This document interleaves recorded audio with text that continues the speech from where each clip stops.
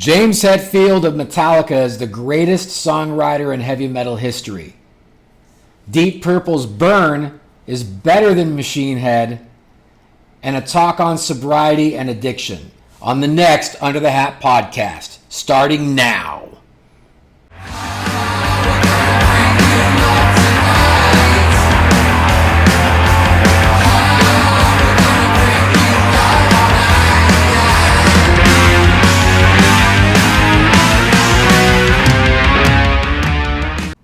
All right, everybody.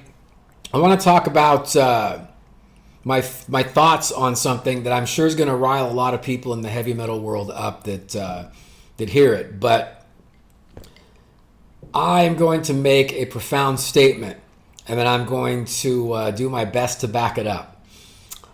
I think that James Hetfield of Metallica is the greatest songwriter in the history of the heavy metal genre. And I don't say this lightly. I understand all the bands that came before Metallica. I understand the dynamic of their writing and the ones that will immediately come to mind, which are Black Sabbath and Iron Maiden, probably 1 and 2 right away, along with a couple others. But I'm going to argue why I think James is the greatest of all of them. The greatest single songwriter in the history of the genre. Now, obviously, we have to go back and look at the bands before Metallica. And clearly, the band that everyone is going to argue with me right away and push back on is Black Sabbath and Tony Iommi. However, Tony Iommi, I would put at a solid number 2 on this list. And he's definitely like, you know, the godfather of heavy metal. I mean, I think no one's going to dispute that. But I'm going to say this much. Ozzy, for the most part, wrote a lot of the vocal melodies, and Geezer Butler wrote a lot of the lyrics. So, and I would say the same with the Dio era, from everything that I've read and everything I know. Now, Iommi wrote incredible riffs. And he, you know, wrote the blueprint, right? There's that saying that, you know, Rob Zombie or somebody said that, you know, everyone in heavy metal has just been ripping off, you know, Sabbath faster, slower, whatever, since. I wouldn't necessarily buy into that entirely. I hear what he's saying. But Tony Iommi definitely laid the blueprint of riffs in heavy metal. And I'd even go as far to say that a little bit beyond him, Blackmore, Uli John Roth, and then you could probably even point to Glenn Tipton and Judas Priest as being the other groups of guys that kind of helped forge riffs, you know, and then you've got Geezer Butler on the bass and some other guys from that era as well that laid the foundation of that, the heavy bass sound and making it a more forward instrument in a melodic sense. So I get all that. I really know my history of the genre, and I know my history of music in general. And of course, in 1980 came Iron Maiden. And Steve Harris, especially in the early days of Maiden, leading up to their first album through Number of the Beast, single-handedly wrote the living shit out of a lot of incredible songs, you know, culminating on Killers and Number of the Beast. I mean, you know, those first 3 records are mostly Steve's writing, and Steve wrote the living shit out of them, and even survived the transition from one singer to the next, and with an incredible sense of melody, and of course, everybody knows what an incredible bass player he is, and huge influence on me, clearly. You know, so there was Maiden, you know, and they, by the time Metallica broke in '83, probably had just released Peace of Mind, or, you know, they were on the verge of They'd just broken out with Number of the Beast, and they were kind of the band in heavy metal at that point in '82, along with Judas Priest, who had released Screaming for Vengeance, and Sabbath had done Heaven and Hell and Mob Rules. What a time that was, huh? 80 to 81, 82. So you had all these incredible bands, and they were all writing great songs, because that's the thing. What separated the really huge heavy metal acts from the ones that ended up kind of B-level or underground was songwriting and musicianship, but songwriting, and of course management, label push, yada yada. But I don't think they get those other things without just being incredible songwriters. And all of those bands are great songwriters, and they're all right there. Sabbath, Priest, Maiden are probably the three that come to mind for me. Ronnie James Dio by himself was a really good songwriter. The guys in Queensryche who came a little later, DeGarmo and Tate, would also be in the argument. Even though Queensryche isn't just a metal band, right? So then you start getting into that genre, subgenre, crossover argument. So I want to talk about pure heavy metal, because there's a lot of bands. You could even talk about Rush and other bands that AC/DC, that all are also great songwriters.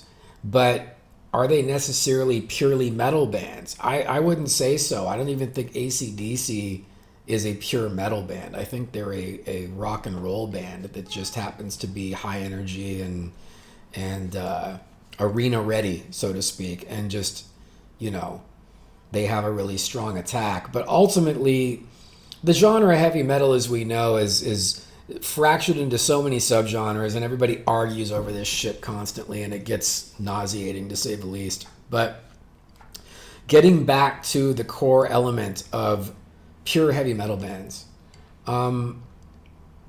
Metallica came on the scene in '83, and through the one thing I want to point out is Lars Ulrich, through his passion of heavy metal and wanting to make a band, him and James Hetfield manifested this thing, and they're such a great songwriting tandem, those two guys. And all the Lars haters out there, go fuck yourselves. I love all these forums where I read all this shit like, oh, fuck Lars, and Lars this, Lars that. You know what, man? Just shut up. I mean, the guy created probably, if not even probably, the most successful and badass, balanced, that could cross over to anybody heavy metal band of all time. What have you done with your life? I mean, him and Hetfield, what they did, I just think a lot of times when a band gets really successful, they just get all this hate, especially from like metal and punk circles. It's like, it's supposed to be this like, oh, you're not supposed to be successful thing. And I say, fuck you with that shit. I think that any band that can get to a point where they can actually pay a mortgage and buy a car and live a comfortable life from doing the music we love, God fucking bless them, man. You should be supporting that. You should love that, because that means there's more people being inspired, more money being put into the genre, and more chance of more great music coming. This notion that you should hate on a band for success is just absolutely absurd. And it's blown my mind, the shit that Metallica's gotten over the years, and still does. I mean, I see it all the time, and all the metal forums and people talking shit. Of course, a lot of people do with the bravery of being out of range. You don't know who they are, but you just see this shit and you just shake your head. You're like, come on, you got to be fucking kidding me. It's absurd. So I know there's going to be a lot of hate, like, and I got to be honest, I don't listen to Metallica on a regular basis. I just recognize the greatness that James Hetfield has as a songwriter. And to me, the first rule for me as a song is, could you take that song, play it on an acoustic guitar, and would it still be a good song? That's number one. Is it not metal technology, PA/amp dependent to be what it is? Some songs, they have to have that technology to be what they are. A great song is a song that you could take an acoustic guitar, take that song, play the riffs, and sing it, and it's a great song. Like, it transfers into any element You could put any instruments to it. You could put an orchestra to it, and it would be a great song, right? To me, that's the barometer. Great lyrics, great vocal melodies, and a great song in general is a great song, and it stands the test of time. And that's why Metallica have gotten as big as they are. Metallica are the biggest band of the big four because they're the best songwriters. I mean, look, I love all those bands, but they don't have James Hetfield, man. James Hetfield is the real deal when it comes to writing songs on a level of Elton John, on a level of Billy Joel, on a level of Bruce Springsteen. Go down the list. Joni Mitchell, Bob Dylan.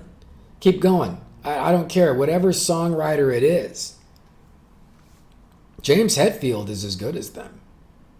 And I'm not fucking around. He really is. And I think that it's something that more people should really look at, is the substance of the songwriting of the band Metallica. Great musicianship. I mean, everyone in the band are great.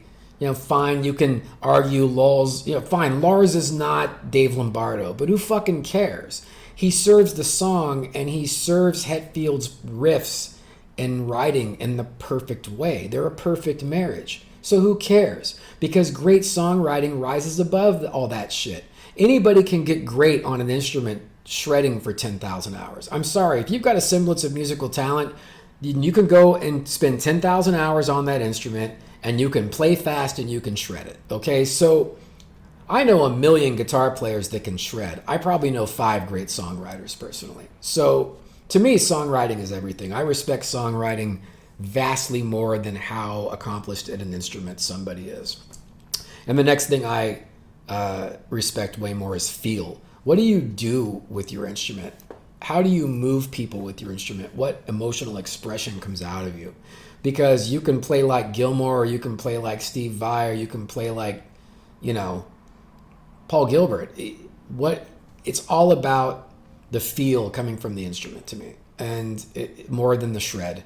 I don't care how fast you can play. Speed means nothing to me. And I love, don't get me wrong, I respect great playing, and I respect the time put in and the amount of work ethic it takes to get to that point. I get it, but it's just not the same as songwriting to me. So, Lars and James are absolute geniuses. And I'm going to say right now, they, without question in my mind, and I'll argue it to the end of time, they wrote the greatest thrash metal album of all time, Master of Puppets. I don't care. That's the greatest album ever recorded in thrash metal. There's a lot of great albums. Master of Puppets is the perfect thrash record of songwriting and musicianship, melodic structure, and fucking raw attack. There's no album like it before or since. It is a fucking masterpiece of highest level. It is in the top, 3 to 5 heavy metal albums ever recorded. I'll argue with anybody to the end of time on that. And they wrote the greatest crossover heavy metal album of all time in the Black Album. Just like Back in Black that AC/DC did in 1980, which was probably the greatest up to that point.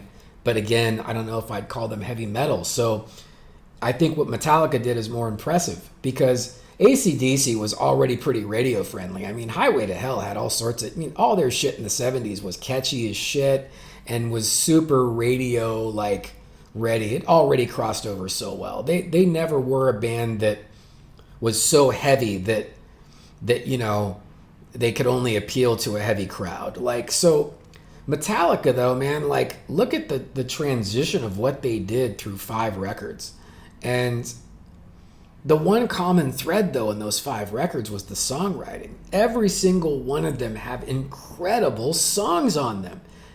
Every song on those first 5 records is brilliantly written. Again, you could take an acoustic guitar and you could play those songs and the vocal melodies and have anybody sing them in any way they wanted to. Hetfield had his own style, and his voice sounds really cool going to tape, and it really works for the sound of Metallica. That's a whole other thing, kind of like Cobain. Just certain guys They just sound cool going to tape, and Hetfield's definitely one of them. He's just got a certain thing in his voice, a certain frequency that just is badass, and it works. But within the context of that, and any limitations he may have, no, he's not a classically trained singer, who cares? He writes incredible vocal melodies, kind of like Ozzy did. Ozzy wrote incredible vocal melodies that just emotionally connect, and that's all he needs to do. That's what songwriting is. That's what character is. That's what gives Metallica their sound. That's what's special about it and about rock and roll in general. One of the things I love about it. You don't have to be a classically trained, perfect singer to sing it. You can create your own character and your own dynamic that works, and it serves the song, and it becomes something all on its own out of nothing. It's beautiful. And, those guys accomplished that. They wrote, I also think the Black Album is in the argument of top 3 to 5 heavy metal records of all time. And all the thrash guys, bullshit, fuck you, man. I'm sorry, but when you look at what that album accomplished and what it is from a songwriting perspective, the songwriting on that record is fucking brilliant. Every song, and also the lyrics, man. Hetfield is an incredible lyricist on the levels of Neil Peart and some of the great lyricists of all time. Even Bernie Taupin from Elton John. I think that James Hetfield writes incredible song lyrics. Now, of course, occasionally he'll do something, like Damage Incorporated or whatever, but it's heavy metal. You got to be a little tongue-in-cheek. You got to have some fun. You've got to embrace the eternal 13-year-old. But when James Hetfield wants to be intelligent, he wants to be emotional, or he wants to say something, he conveys it lyrically in such a great way that's the perfect balance that everyone can relate to. And then he approaches the vocal melodies against the music in a way that is just genius. And I could go through every Metallica record and especially up through the Black Album, those first 5, and every single song is like a songwriting clinic, in my opinion. Even the early stuff. All those songs, even though the themes may be a little bit more, what you may deem as, childish, or again, the eternal 13-year-old, they're still done really, really well, and really well composed and really well delivered. And as the band grew and progressed into Master of Puppets, what they became lyrically on Master and Justice for All, so many good lyrics on Justice for All. That album is really lyrically strong. Look, I know personally that in the past, even, it's really easy to take aim at the Black Album, because they did, I will say from a lyrical perspective, they did kind of avoid topics of challenging government and anarchist themes when they did the Black Album. And I famously even called that out a bit. I always said that the Black Album and Queensryche's Empire, the albums before, Mind Crime and Justice, had a lot of anarchist lyrics and very government questioning lyrics, and the next albums were super dumbed down and they got a lot of radio play. There probably is some truth in that. And they avoided that. But it doesn't change, even though I question the integrity of what came before, or the motivations for what the lyrics were, and possibly what may have been promised for eliminating lyrics like that. It doesn't change the fact that great songwriting is great songwriting, and the Black Album is still an extremely well-written record. Its songwriting is phenomenal, and that's why it also got big. It wasn't, they had a lot of push, and that helps, but it doesn't matter if the songs don't land. And I just think that the songs on that album are just absolutely perfectly constructed. It's very well produced, and I respect the hell out of it.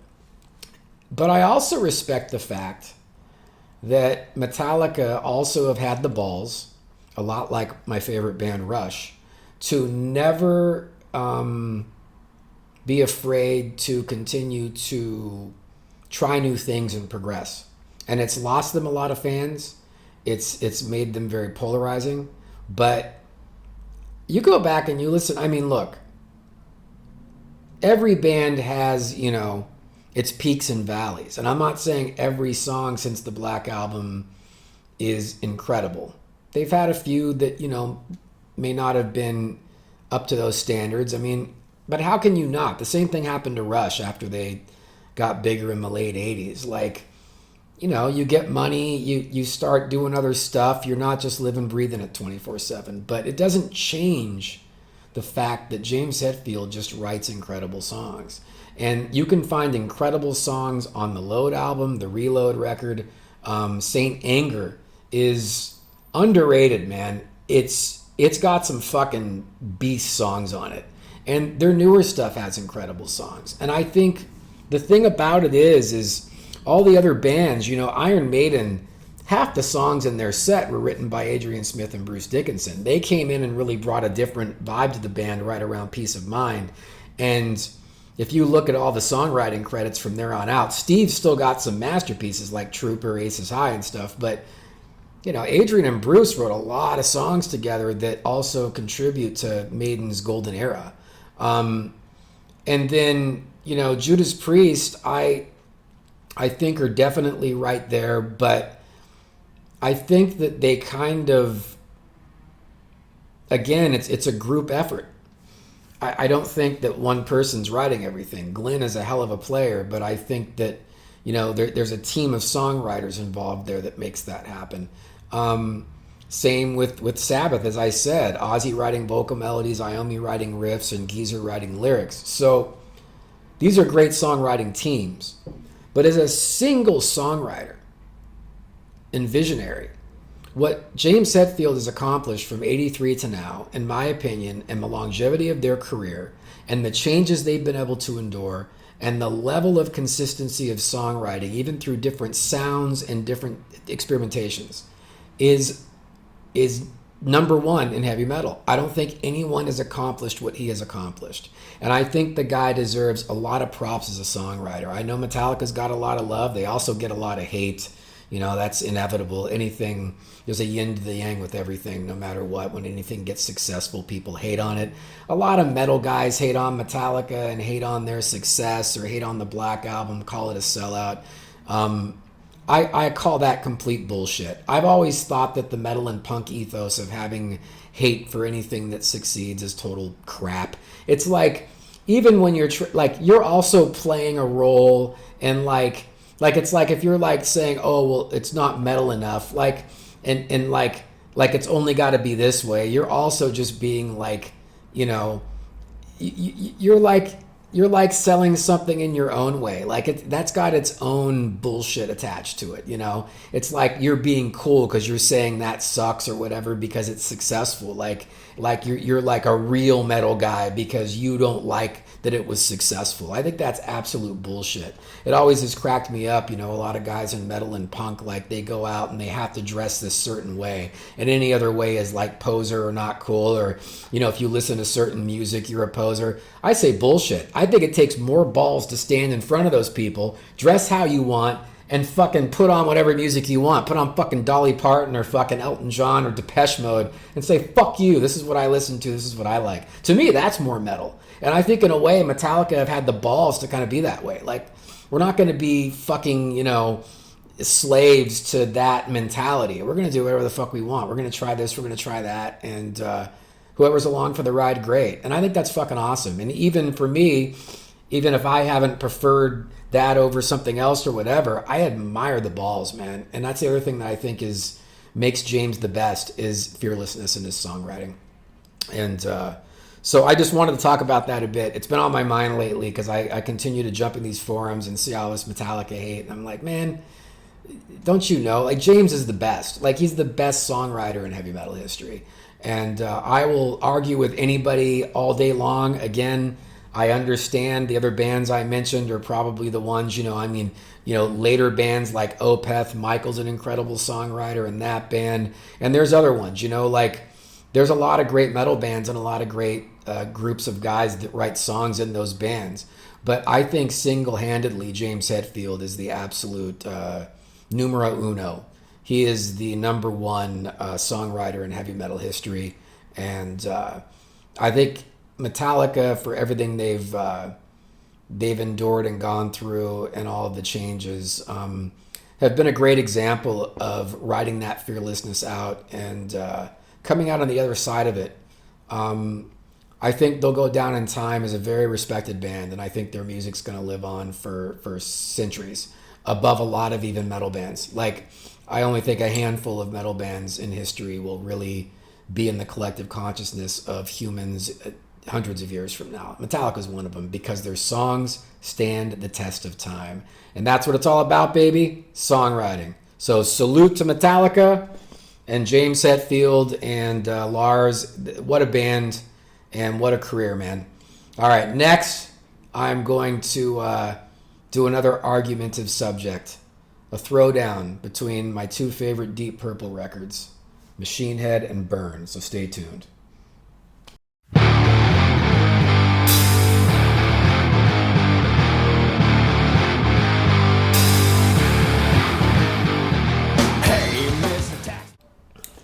All right, man. Deep Purple is one of my favorite bands, and I know everybody cites Machine Head as being their greatest thing and the whole Ian era, but for my money, Burn is the best Deep Purple record, and I'll go as far as to say Burn is the greatest hard rock album of the 70s, period. I'll put it up against anything. I think it's the perfect juxtaposition of talent in one band at the perfect time.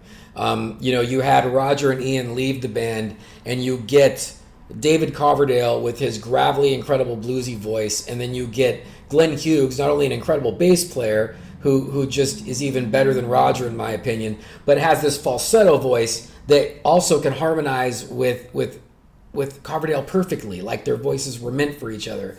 And they recorded this incredible record called Burn.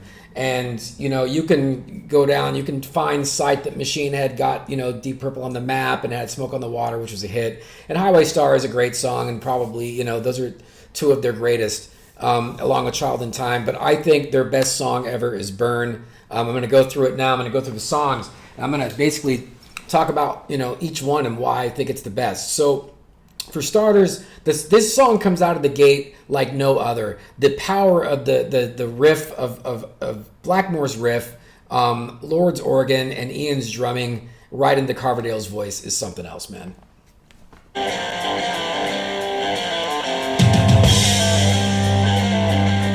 And it just all comes together.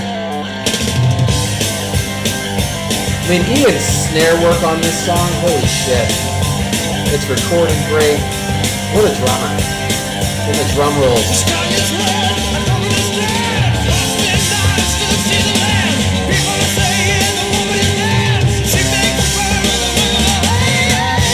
I mean, Coverdale coming right out the gate with those drum rolls, give me a break.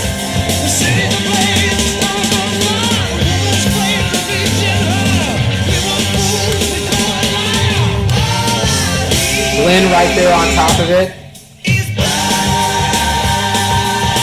Listen to their voices harmonizing. Back to the riff.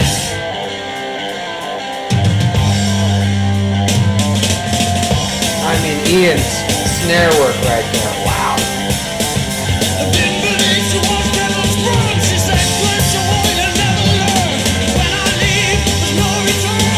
Coolest verse ever with the drum rolls.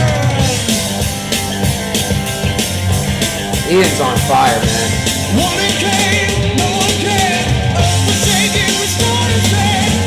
Great bass by Glenn.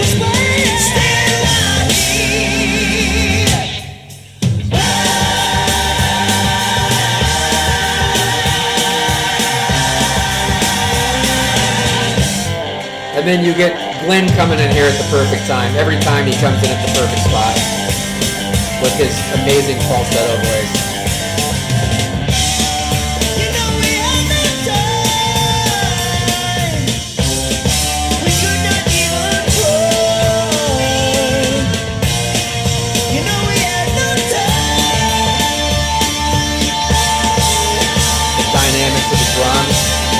And then Richie, probably my favorite Blackmore solo in Deep Purple. This solo is insane. It should be studied.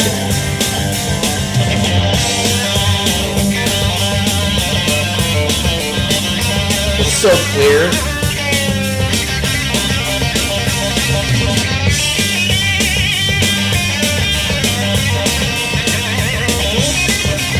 vibrato.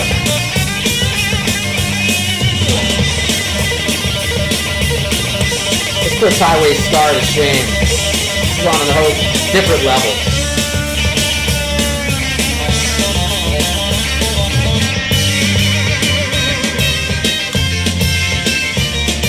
Then they go into this classically derivative great thing, which they did on Highway Star too, but I like it better here.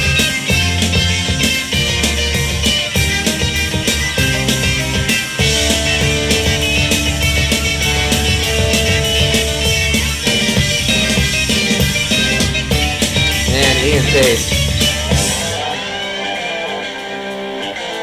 Wow. What a turnaround.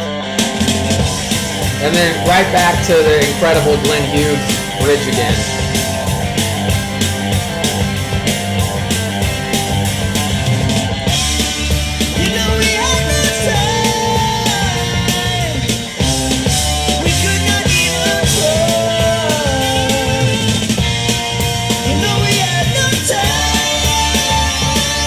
That build up, and then John Lord, God rest his soul.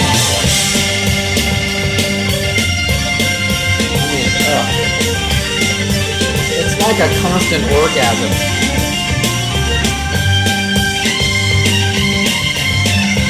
Great bass playing too.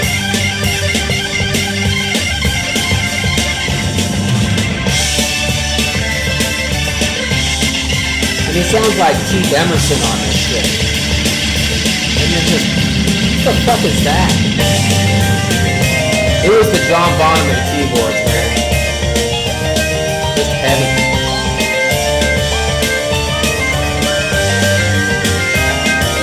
I mean, beautiful.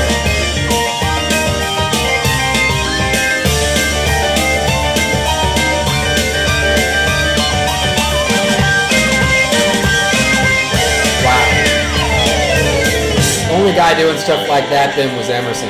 Maybe Wakeman. I mean, phenomenal.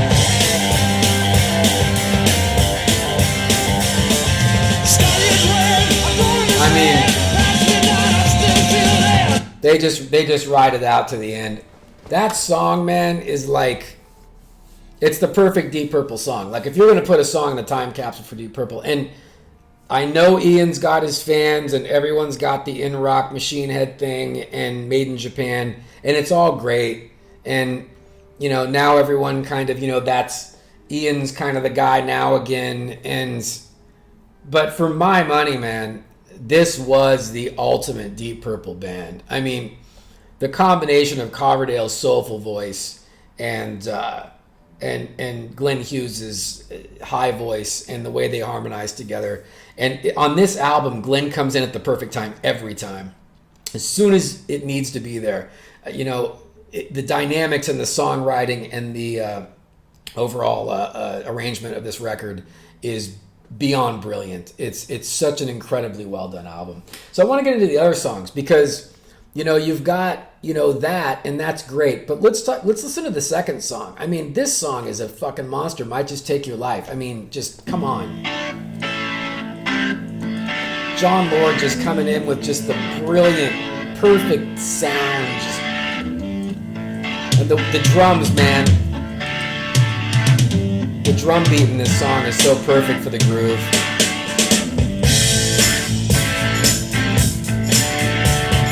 It's funky, man. It's like, it's a great pocket.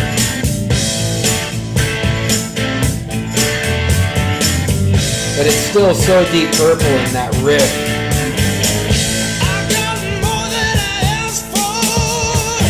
Coverdale. One of his best ever. So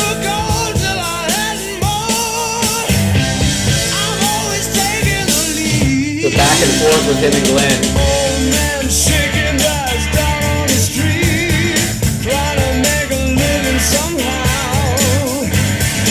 I'm really sure about getting things sorted out. I'm getting ready right now. You can hold me. I have told. Great build up in this chorus.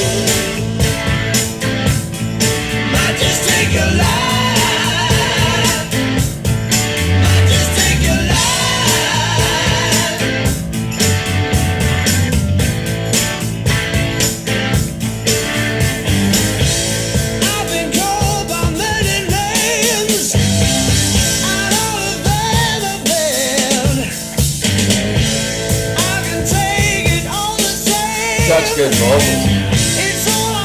It's a simple song, but the groove is great. Got something that you can get, but one thing you can see.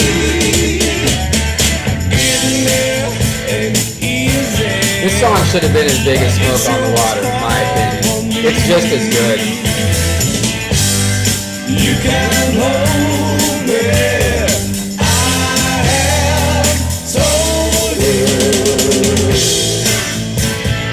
This should have been a staple on FM radio and AM radio in the mid-70s.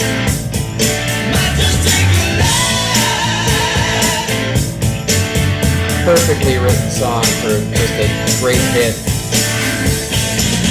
Every time I take a look, There's Glenn. there's someone close behind. Hell yeah. They never used to make a pass. Great fills by Ian.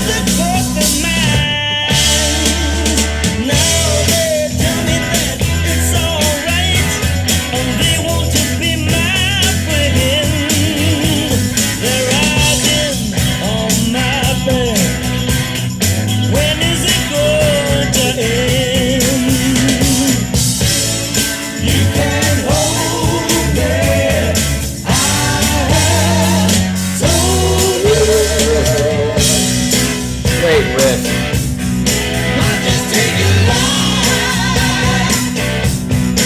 It's got that same catchiness that main riff that the Smoke on the Water riff has. It's that same kind of vibe, man. It's just great. Unforgettable. And then just John, just come on.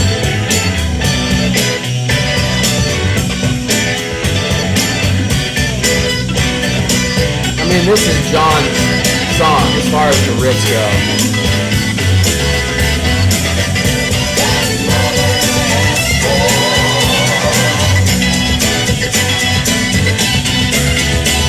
Just bringing the groove up. Ian just, yeah.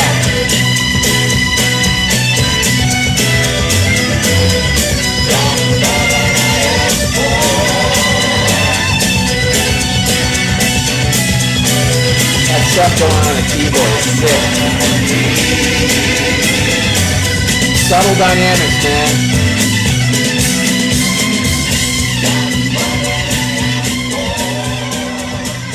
Look, that's an underrated song, man. It easily could have been a radio staple back then. I don't know why it didn't catch or if they didn't push this song, but I feel like just like the dun dun dun, it's, you know, dun dun dun dun dun, like John Lord also wrote really memorable riffs, not just Richie. They both, the combination of Richie and John Lord is one of the most special things that ever happened in music. For me, Deep Purple without those two guys just isn't quite Deep Purple. Almost all the time, I've always said that if you've got the original singer or the original songwriter in the band, you can pretty much still call it the band. But man, without Blackmore or Lord, it is really, really hard to call it Deep Purple. That's how important and vital those guys were to the band. Just phenomenal. But then the crazy thing is, okay, you've got, in my opinion, their best song opens the record, and then now you had a great hit right there, and now they just bring it on the third track. Lay Down, Stay Down is a monster. These riffs are great, man.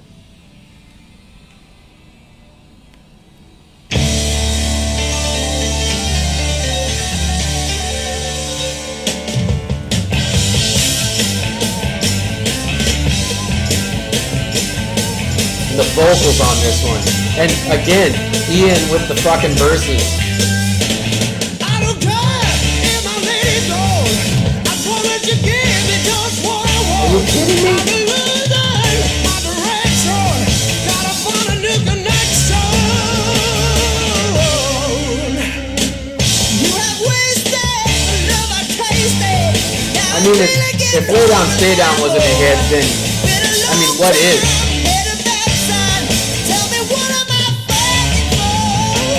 This song should have been huge.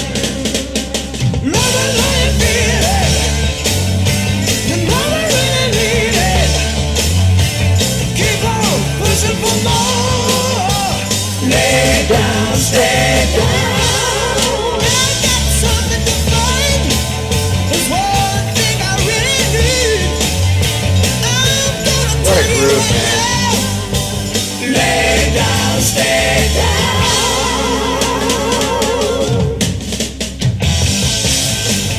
such a good riff. I mean, Ian's just on fire again. His drumming on this record is just wow.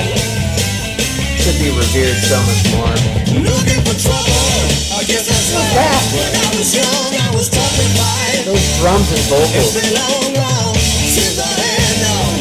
Now I'm heading for some more.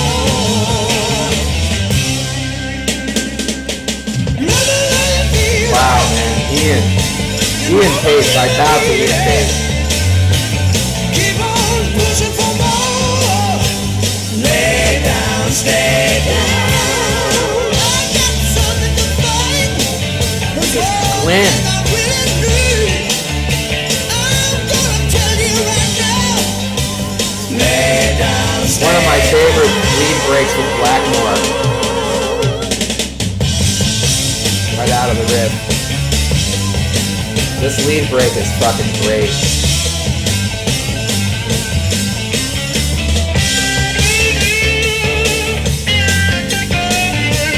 Funky.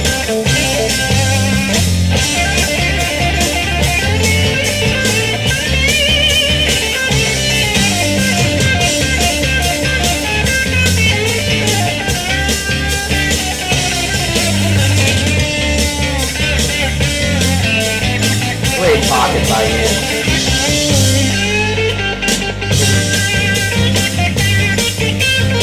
That's a great change. That's dynamics, baby. There they change it up in the solo changes. Woo! And again. Man, very few bands can pull that off.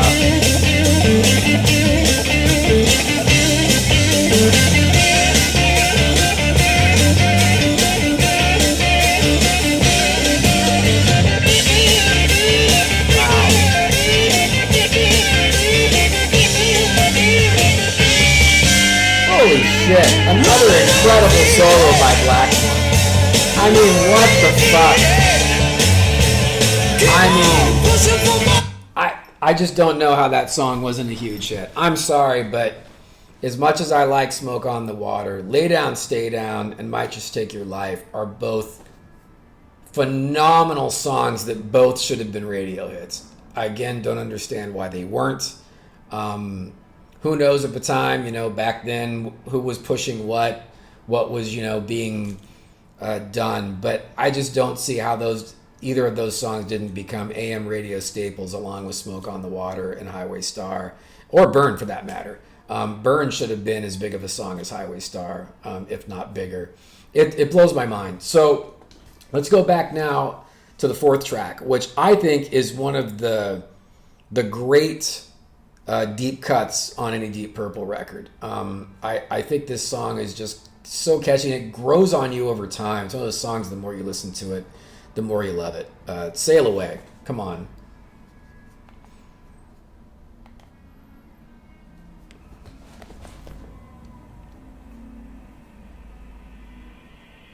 The way it comes in with the riff is just great. How's that for a riff?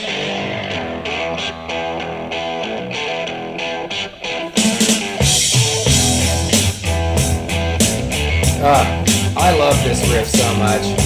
I'll take this riff over Smoke on the Water any day of the week.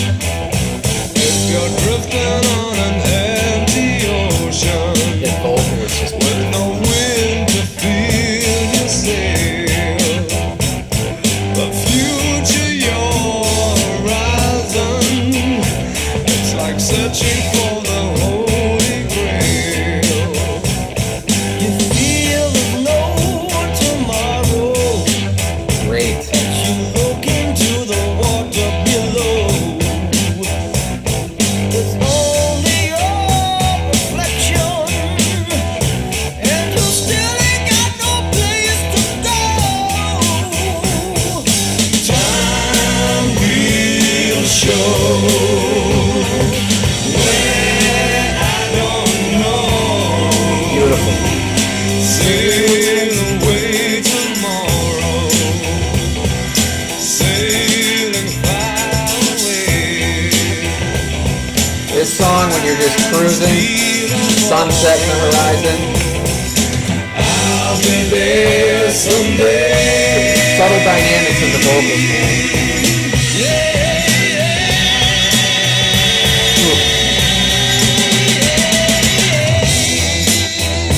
Just back into the main groove. I mean, subtle dynamics, but wow. Perfect. A woman I keep returning to sing the same old song. The story's been told, now I'm getting old. Tell me, where do I belong? Right here, this vocal. Here I come born to surrender.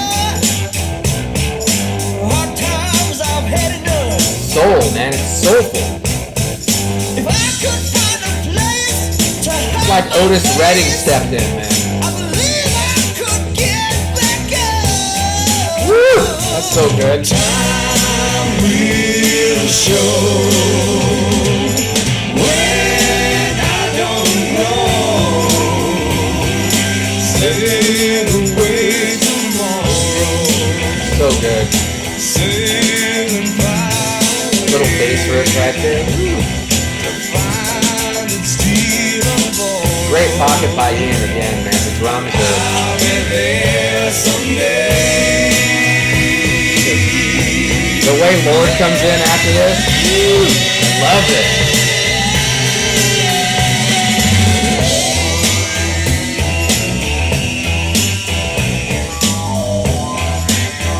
Again, it's like Keith Emerson, man. Sick.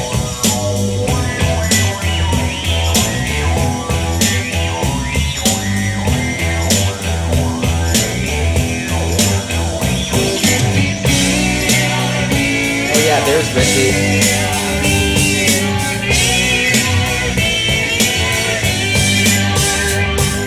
Sail away tomorrow. Sailing fire. It's just, you never get tired of it. It's one of those grooves that just, it's aged like fine wine, this album. And it's just, so many times I've had the top down at the beach or cruising through the city or whatever. This song just, you're truly sailing away while you listen to it, man. It's brilliant. There's also no song like it. Very unique. Rhythm section dynamic. Ian Pace and Glenn Hughes. But I'll be there someday.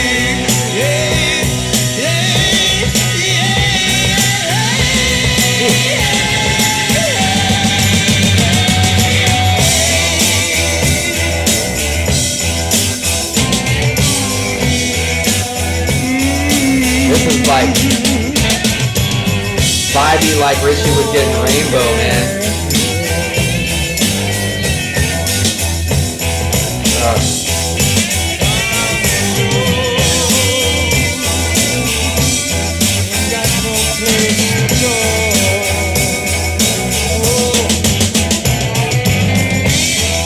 Great fills by Ian.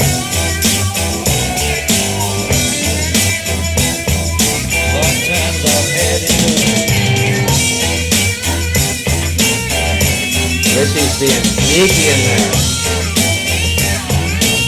Hypnotic.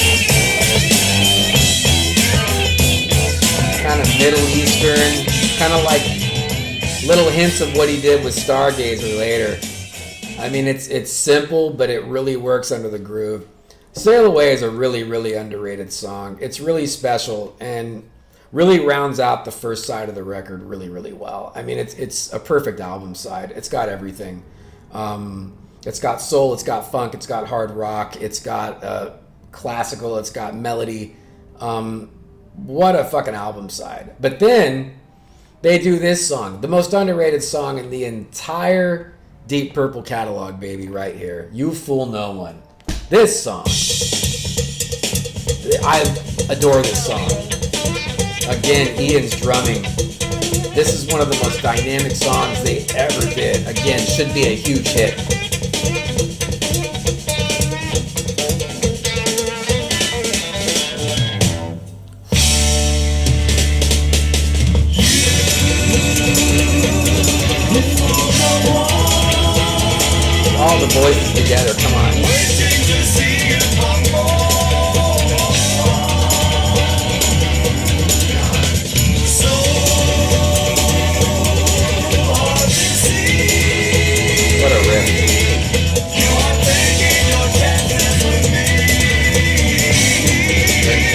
single vocal.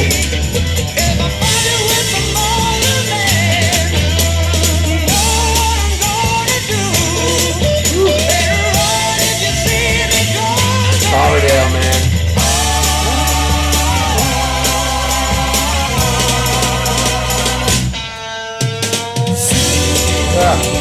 What a change. Or anything like this on Machine Head.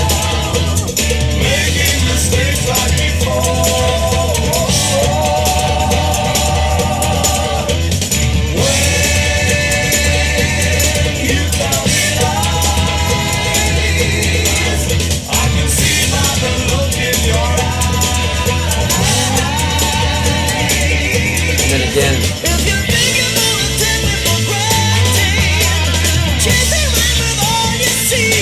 Come on.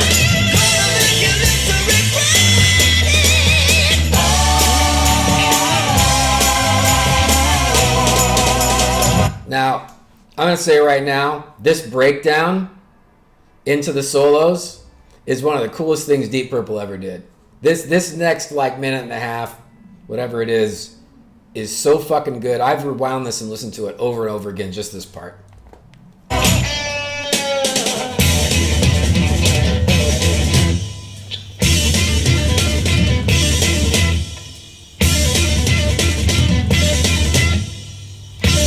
Right here, baby.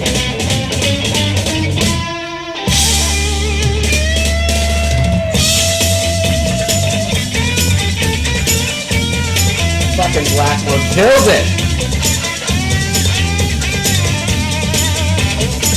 That groove.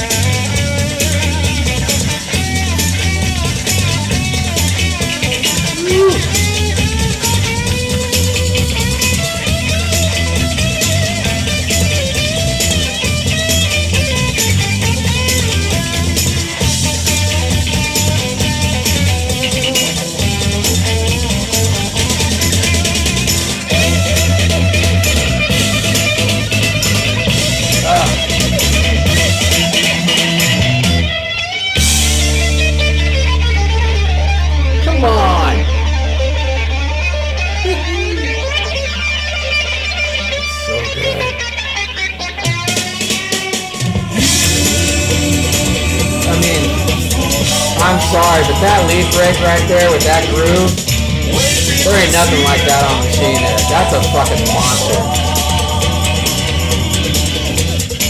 It's so good. That song is just phenomenal. That breakdown alone is worth listening to. The dynamics of this lineup could only pull that song off like that.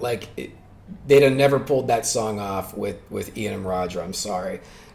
The elements of funk and groove and soul that Glenn brought along with Coverdale's bluesy voice was just everything the band was missing to go to the next level, in my opinion. And it's just phenomenal. So round it out with a couple more songs. This is another just great song. What's going on here is solid, man. It's not a filler track. It's still great. This could also have been a fucking radio staple. Just great songwriting.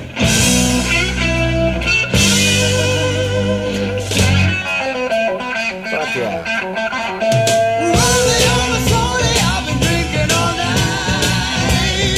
This is a fucking swinger, and it's a great one. A great drinking song. Blast this in the fucking bar about 5 beers in. Some fucking piano.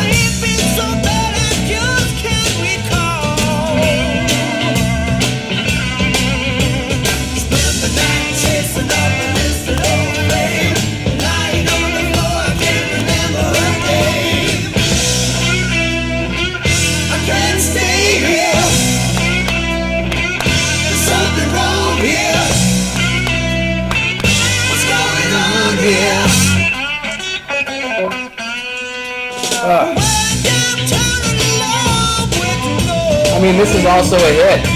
I think this album has 3 deep cuts and 4 fucking songs that should have been massive hits. How did this not get on the radio?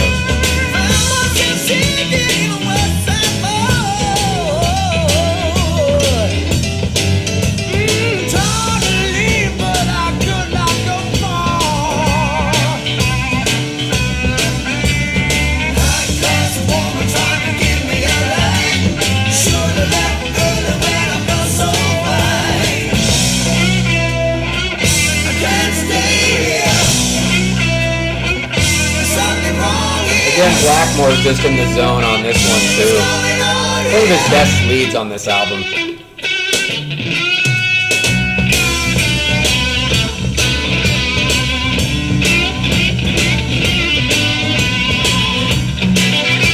Another great groove.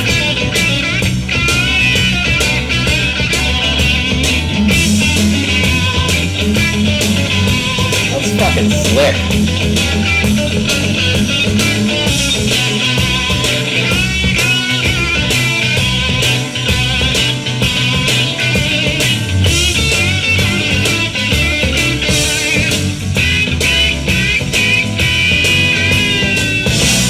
I mean, look,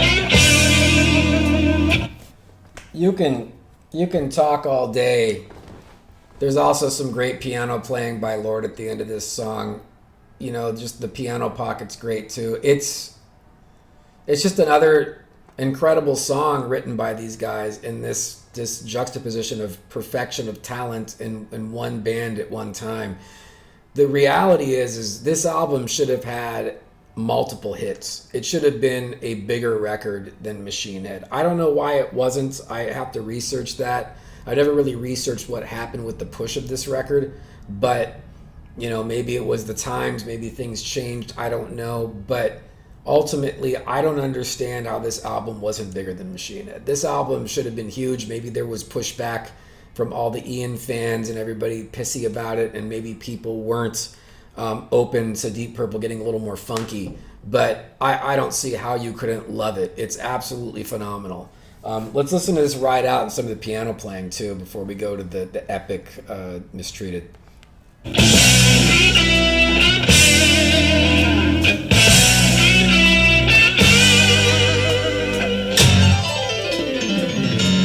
Come on.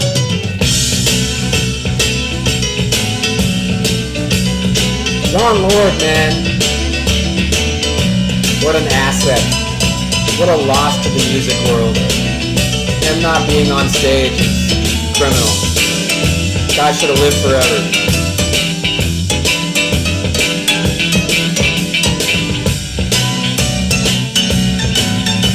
What band could pull off that pocket with that kind of piano playing?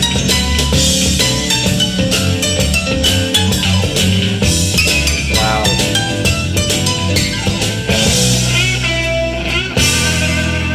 Look, man. Rest in peace, John Lord. Every time I listen to John Lord, I have a smile on my face. He just was one of the most important musicians in hard rock history, and he doesn't get talked about enough. You know, I know he's not a guitarist, but that doesn't matter. Him and Richie together was absolute alchemy. What a special pairing those two guys were, man. Just kills me. I'll never get to see it live. I never got to see Richie and John together, and that's one of the things that I wish I would have seen the most, especially when they were peaking. My God, at this time era, can you imagine? You imagine seeing this live? Fuck. All right, let's go to Mistreated. This song is just everything slow blues should be. It's perfect. And the vocals are just you feel every note, man.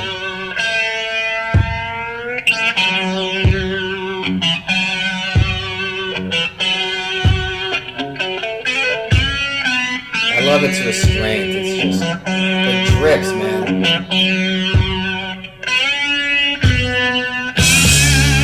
Come on. I've been mistreated. Oh, what a great way to start. I've been abused. I mean, This is the fucking blues, man. I've been struck down hard and baby.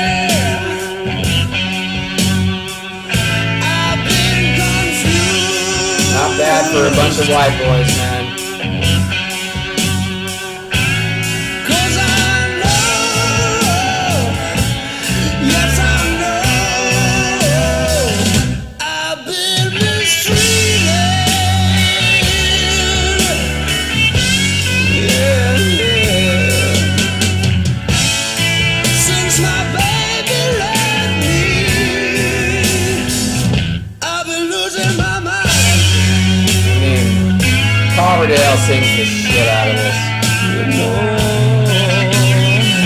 And Richie's guitar is just chef's kiss, man. The best.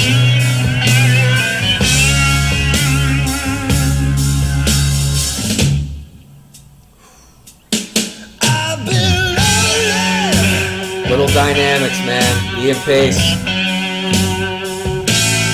I've been cold. All the little just bass hits. I've been looking for a woman Glenn, man. Sneaky. to have it all. Perfect. 'Cause I know,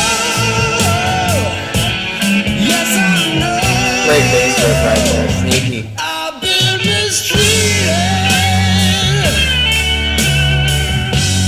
Yeah. Since my baby left me, I've been losing. I've been losing. I've been losing my mind.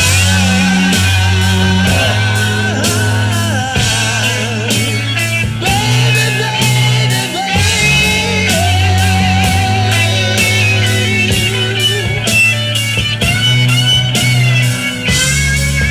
Absolutely phenomenal. And this change, this creepy change, just Richie.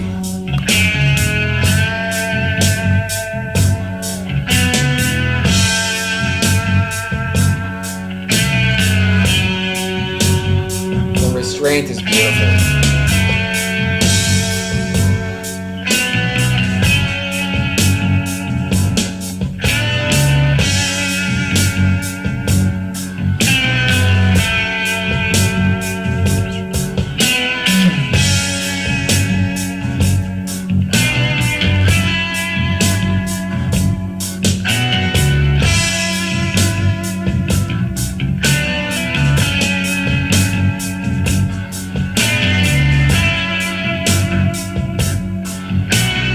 Such a nice slow build to the lead.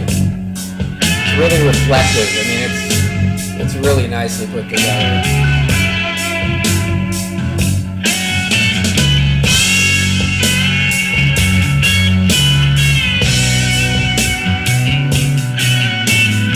Great bass playing by Glenn.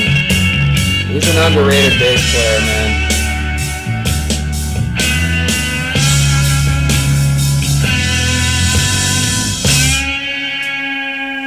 I've been mistreated. I mean, I've been abused. the brilliance of this song is its restraint, its depth, the passion in Coverdale's vocals. You know, Richie plays the song so brilliantly. Glenn plays great bass lines in this song. Look, I like Roger Glover, but for me, Glenn Hughes is just on another level. I mean, the fact that he could sing like that and play bass like that, I mean, only other guy that you could say that about is Geddy Lee. And it's kind of amazing that Glenn didn't have a similar path as Geddy as a frontman. He really is the real deal in all respects. I mean, he is all of that, and they were really lucky to get him. And it's unfortunate that, you know, the Deep Purple story is one of those bands. You know, I mean, my band's, you know, I've been through the same thing where you just have changing members, and there's a lot of reasons why, and everybody gets attached to different guys and different records, and it's tough. and Deep Purple's no different. I mean, it's like I love the in rock Machine Head era Deep Purple, but this is just on a different plane for me. This album especially, Stormbringer that came after, there's still some great stuff. I don't think their hearts were in it as much as on this record. You can tell they really were trying to make the ultimate record when they did this, and I think they achieved it. I will stand by this. I know the first Van Halen record, and there's a lot of albums from the 70s that you could argue, I guess, but if I gotta pick one ultimate hard rock album from the 70s, I'm going Burn. I just think this album is so perfect. It's bookended by great epic tracks like Mistreated and Sail Away. The opening track, in my opinion, is their most epic track. It's a hell of an opener. All the 4 singles are just phenomenal. They should have been radio staples. We'll hear this out, and then there's a little cool synthy track that ends the record, and I'll have some final thoughts.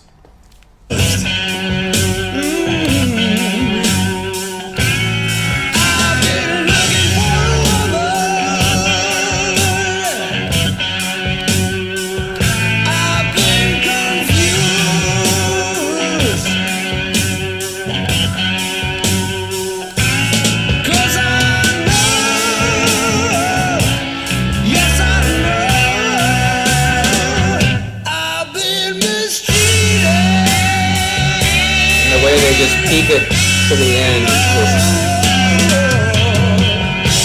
Ian bringing up those drums.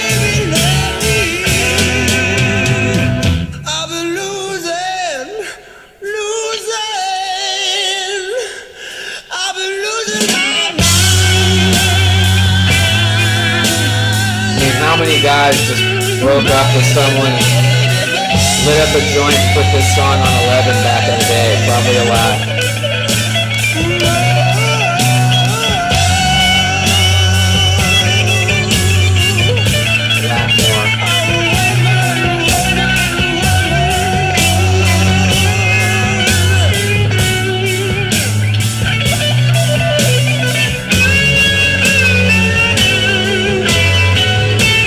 Come on, those harmony vocals over the solo, they're kind of buried.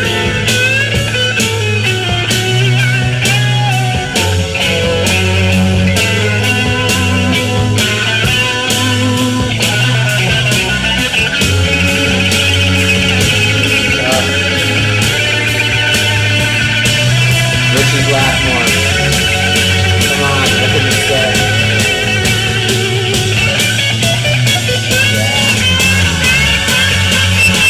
The vocals up.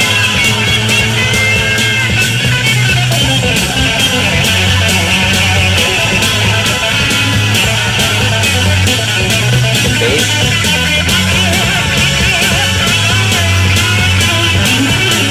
Come on, that's amazing. Wow, what a build.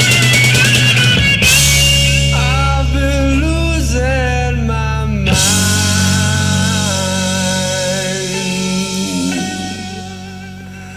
What an ending. I mean, come on, man. I'm sorry, but that's as good as it gets, man. I mean, that's blues, that's soul, it's just all there, man. This was the last little track on the record. They do a little kind of analog synth, kind of a filler track almost. I like it. It's cool. This reminds me of on Fair Warning, Van Halen, that closing track that they do, kind of. This is similar. Like, it's different, but it's still that same kind of thing where they got this big kind of like low end. But great, again, bass playing by Glenn. Reminds me of what an intro of ELP would be. Emerson, Lake and Palmer.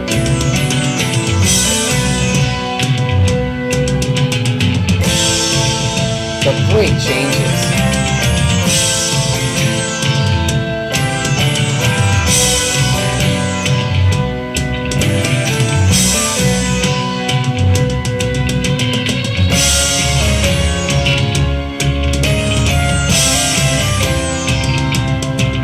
This could have almost been the intro of the record. I'm kind of surprised they didn't put this before Burn, like as an opening. Kind of like Ides of March, you know, from Iron Maiden on Killers or something.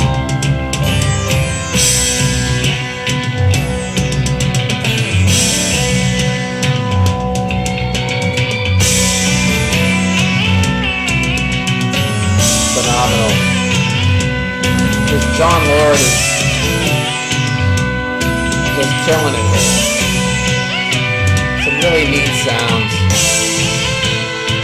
And a sense of melody.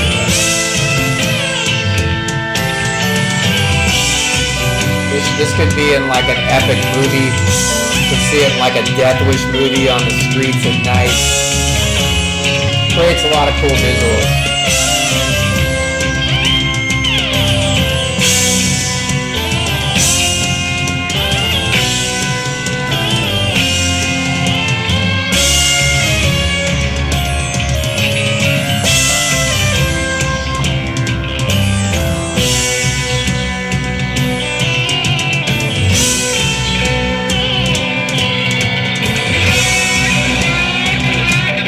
What the fuck? That's sick. The album should have opened with this.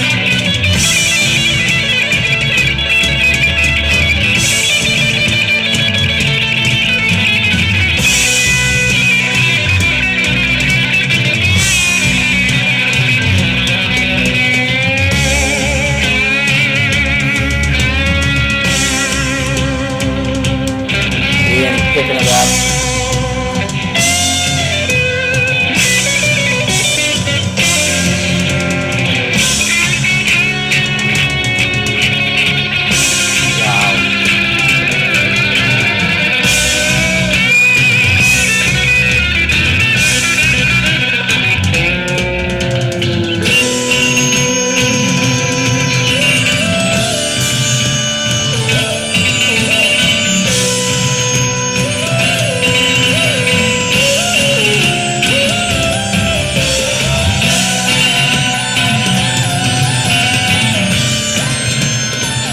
Yeah, I feel like maybe they should have shaved like a minute off of this, right around somewhere there, a little before it. Burn should just come in. Like it should have been the intro of the song, or intro of the album.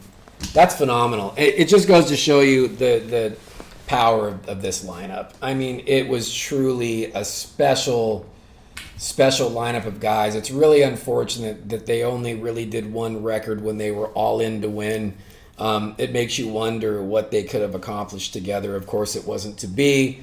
And, you know, they all went on to do other things. I mean, of course, Richie went on to form Rainbow, and Coverdale went on to form Whitesnake. John Lord played in that band for a while. Deep Purple got back together and did Perfect Strangers. Glenn did his thing. You know, they've all done their thing. Everyone respects them individually as musicians, and you know, Deep Purple ultimately goes down in history as having all these different eras. Of course, they did the Bolin era as well, and then back with Ian, Perfect Strangers, yada yada. But for my money, nothing tops Burn. For me, Burn is the number one hard rock album of the 70s, and it is the perfect Deep Purple record. I'm curious if you agree, disagree. A lot of people probably are like, no, Machine Head's the best one, yada yada. I don't agree. I think this album has more dynamics, has more going on in the rhythm section, more going on vocally, and is this band at the peak of their powers. So that's my thoughts on it. Burn over Machine Head, baby. Let me know what you think. All right.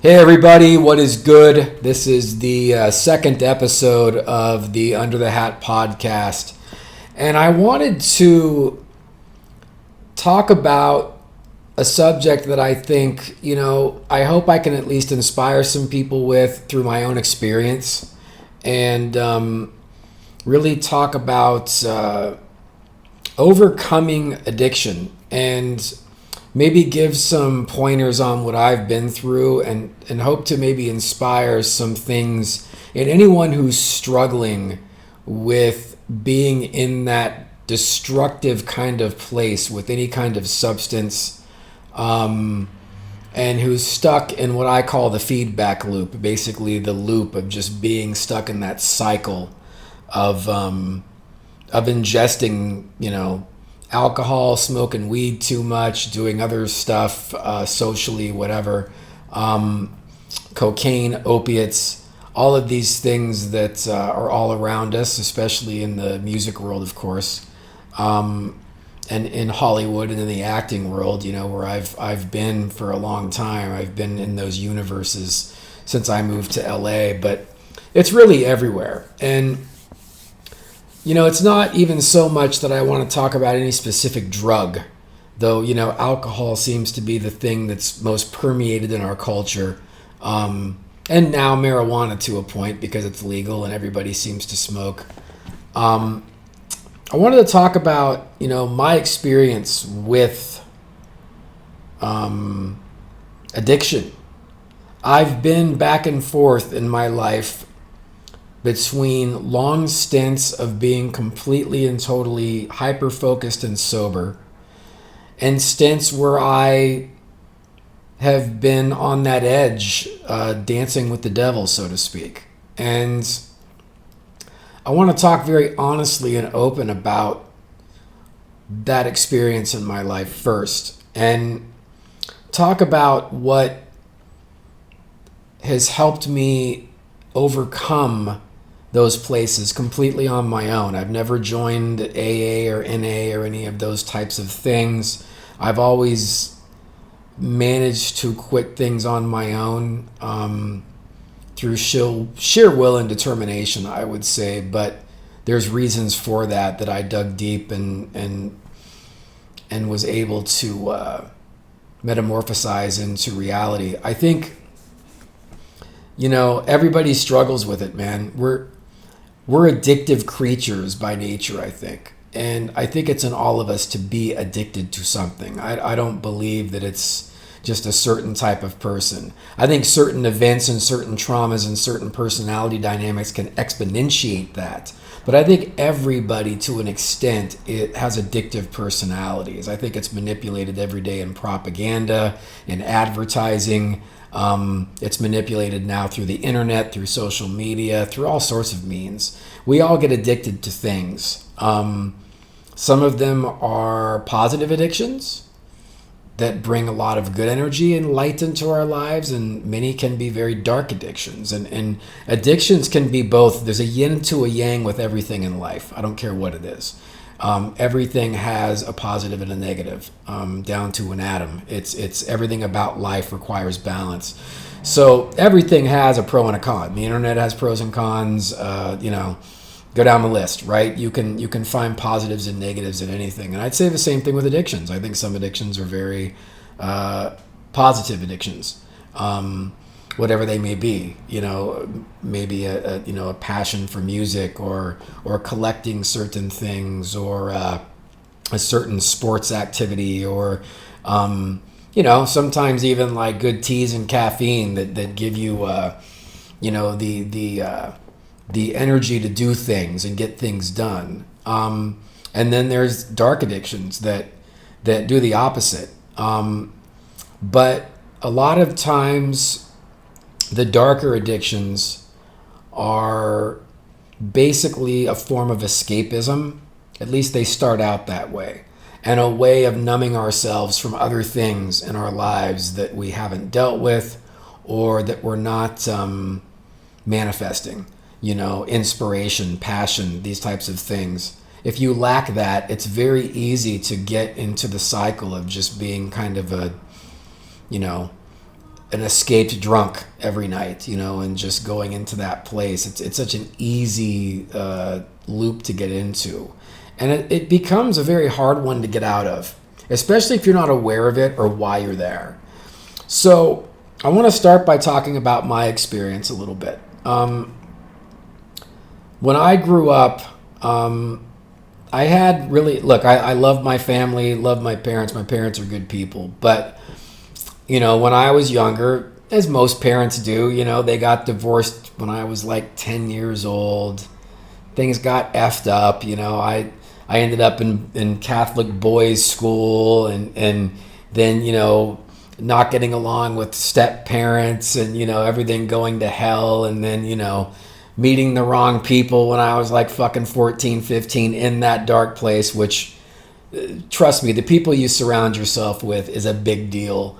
And I'll get more into that. But, especially when you're a teenager, whatever social group you land into is almost not even, but it's like it's literally fate, right? And sometimes you end up around the wrong people at the wrong time. And when I was 14, 15, that happened to me. And of course, you end up drinking and you end up smoking weed, you end up trying other drugs and doing other drugs. And that was me in high school, man. I mean, from about 15 to 16 just went woo due to, home life breaking down and issues with the parents and with life and with, school and maybe having the wrong teachers at the wrong time. And, all those things matter and they compile. And so when you're a teenager, you're maneuvering on choppy seas, to say the least, and you're very affected by your peer group. And I started hanging out with older guys that were pretty wild and pretty destructive. And there is that side of that in my family. I've got a lot of cousins and uncles and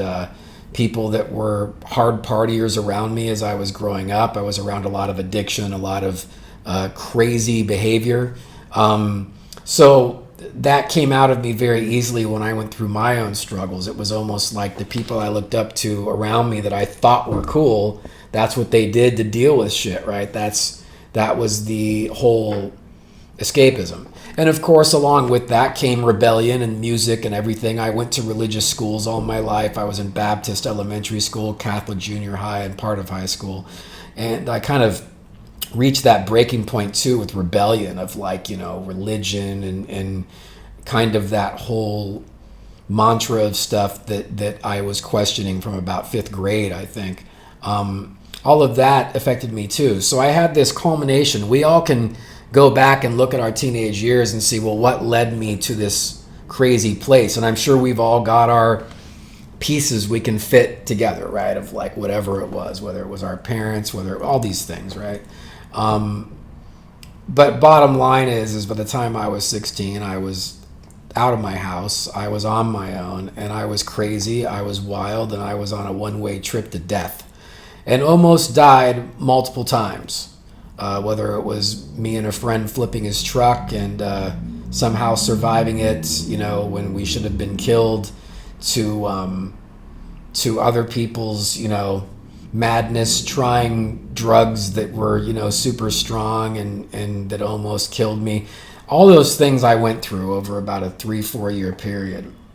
And I ended up really even before 21, I'd say right around 2021 was a very volatile time for me. It got really dark. And I was drinking a fifth of any kind of alcohol I could get my hands on a day.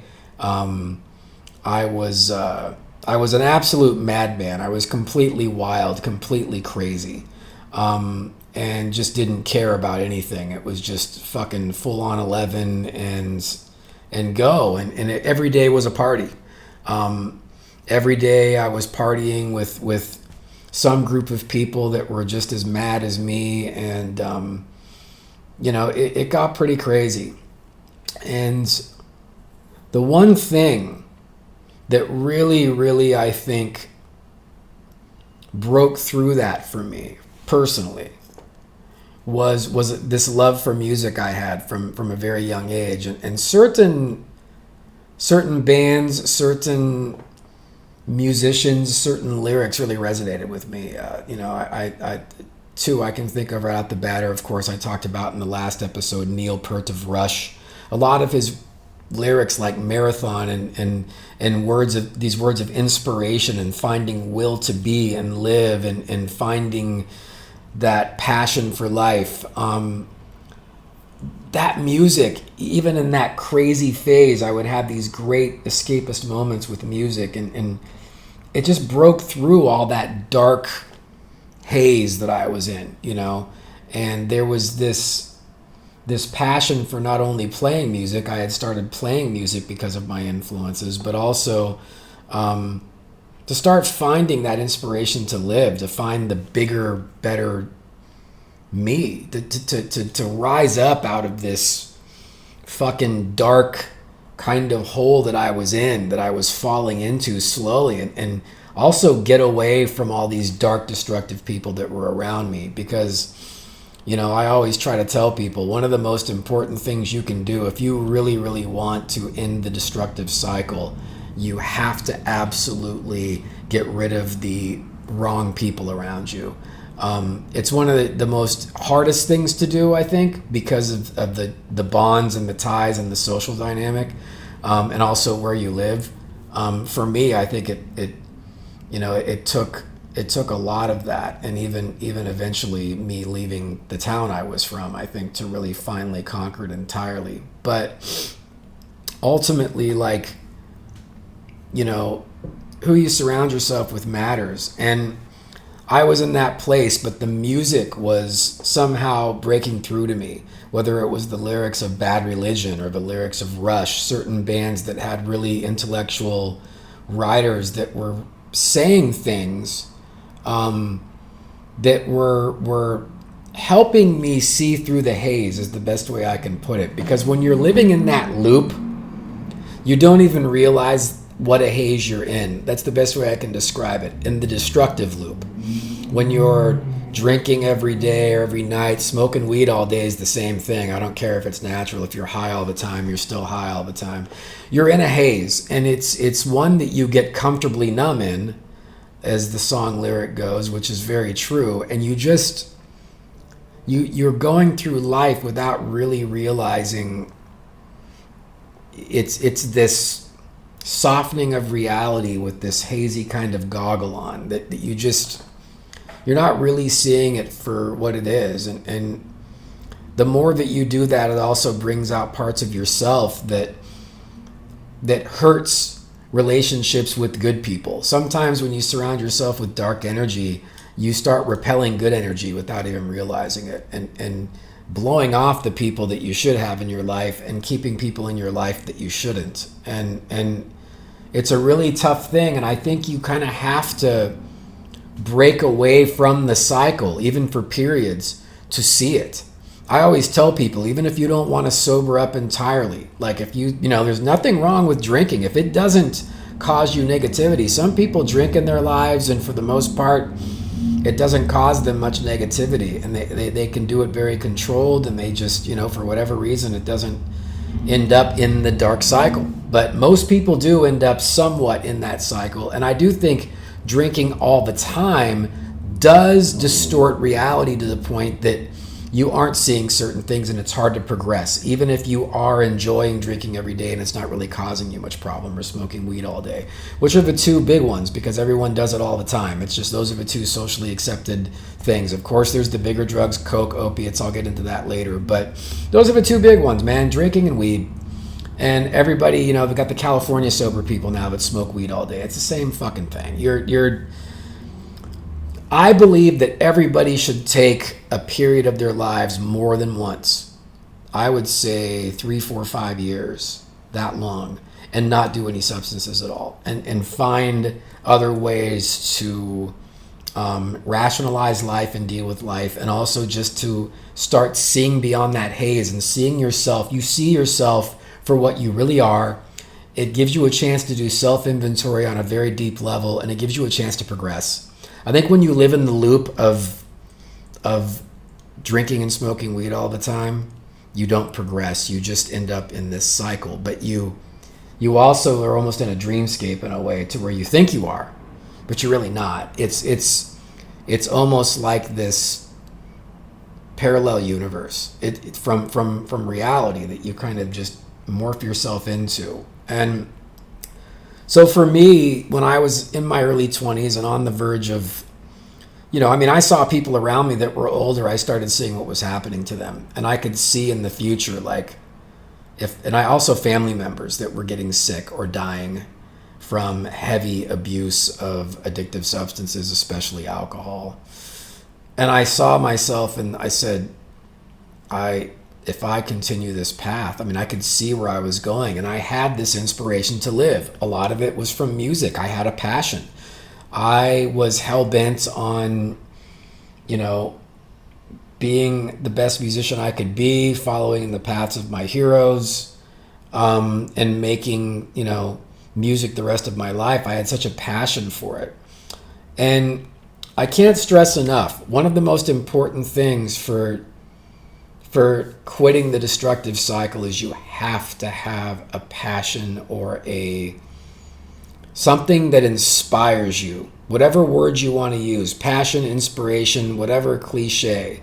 But you have to have something, a goal you're working towards, or something that when you get up in the morning inspires you. Whatever it is, it doesn't matter what it is. It could be anything from a new relationship in your life, a child, to any type of sporting activity, to a hobby, to a career-based path. Whatever it is, you have to have something that inspires you. I can't stress it enough, man. You've got to have that. I don't think you can successfully stop the cycle without that. I think that's one of the most important things that people don't realize. So I had that inspiration. It was something that allowed me to, within myself, manifest. And look, it took me a couple of years of, I'd quit for a couple months, I'd fall, I'd quit, because I was still hanging out with the wrong people. That matters. When you're hanging out with the wrong people, it's really easy eventually to be like, oh, well, you have to 100% really want it. That's the other thing. If only a part of you wants it and you're hanging out with the wrong people, you're gonna start again in a couple of months. You might quit for a few weeks, but as soon as you start feeling a little better, you're gonna just, oh man, I want to fucking party. It's gonna happen. It really takes a lot of passion and inspiration and will to do it, especially once you're deep in the loop. Once you've gotten in there, it's once you're in the destructive cycle, the dark haze, it takes a lot, man. But luckily, after a couple of years, I was able to find that inspiration. And then for probably about 10 years of my life, and maybe even a little longer, I was completely 100%. I didn't do anything. I mean, I wouldn't take pills. I wouldn't even take cough syrup. I just was so hyper-focused. And after a couple of years of that, I think it takes 2 or 3 years. I hate to say it. It takes a while. But those natural highs, I realized that, and I remind myself this all the time, it's one important point to consider is, that there's that saying, I felt like a kid again. People say that, man, I felt like a kid again. Well, what were you not doing when you were a kid? You weren't getting fucked up. Your body makes these natural endorphins and highs, and they really enhance everything you experience in a much more real way. But once you end up in that cycle, it takes 2 or 3 years to get a lot of that back. So a lot of people slip up the first couple years and just give up because they don't ever feel great again. They feel good, their health gets better, but they don't feel that natural high, because we get that so much when we're kids and when we're not ingesting substances and when everything's new and fresh, and so you gotta wait a while. You gotta be patient through the process too. But luckily I got to that point, and for years I was like just absolutely on fire as far as getting things done. Everything that I accomplished in my life, songwriting wise, band wise, life wise, money wise, everything was done in that cycle where I was out of all of that, when I was completely and totally hyper focused. And for me personally, we're all different. We have to recognize what's within us.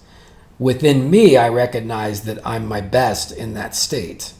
And that's, because of the type of environment I come from, the genes I have, what I grew up around, what I went through, There's that volatile aspect of myself that can easily fall back into that cycle if I'm not careful. But sometimes we lose sight of that over time, and we can get kind of cocky, and that's what happened to me. Flash forward about 10 years, and I had actually just formed my band White Wizard, and it had been such a journey to that point, so much struggle and so much like building and so much like, I left my hometown with nothing and lived out of a van for 2 years in LA and just hung out in music stores all day and music venues at night. I had my shit in a storage unit and a fucking health club membership for showers. And I did that for 2 years. It was actually extremely fun because I was, young enough and I was a guy and it was easy and I had a van that was comfortable. I could park it wherever. And that's really how I got integrated into the LA scene. But I could never have survived that had I been getting fucked up all the time. I was completely and totally focused and hungry and desiring music. And so it was a really special time for me because I was in that state of mind. But, by the time I got to the point of forming my band, there's always a nostalgia for the good. It happens with relationships too after we break up with someone for a while. Like, there's a part of us that just remember the good shit. We all do it as humans. And you start missing the highs. You start thinking about the time you were in fucking Mexico, fucked up on tequila and all this rad shit happened. And, you start thinking about those crazy highs that you had with the booze and with the partying. You don't think about the other 80% or 90% of it that were lows. But that 10 or 20% that was euphoric and fun, your mind just goes back to that. And I started convincing myself that the main problem was the amount that I was doing, that I was self-destructive, that I was doing way too much, and that I could be the controlled drinker to where I would just drink 2 or 3 beers. I didn't have any urge to go back to weed at that time. It was just drinking. But I remember just having a couple of beers again. And it was amazing at first because it was like discovering drinking for the first time again. I'd been so away from it. And so at first, I was kind of ignoring the potential of what could happen down the road from the past.